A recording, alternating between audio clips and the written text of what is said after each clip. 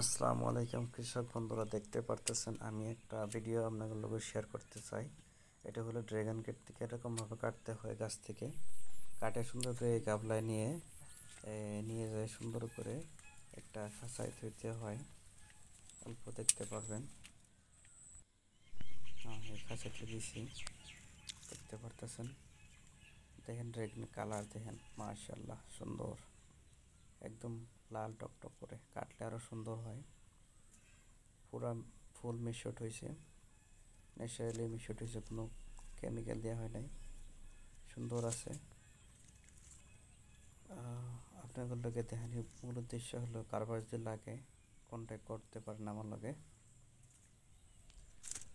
এরকম সুন্দর সুন্দর ড্রাগন আছে, তো লাগলে কবেন।